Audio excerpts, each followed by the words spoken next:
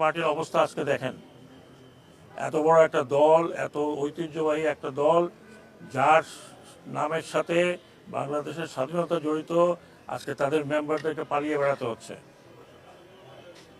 তাদের জায়গায় যদি আপনি মনে করেন যে আমি আসলাম দখল করব, বাজার দখল করব, ঘাট দখল করব, এটা দখল করব, চাঁদাবাজি করব, কিছুদিন করেন, কিছুদিন করেন।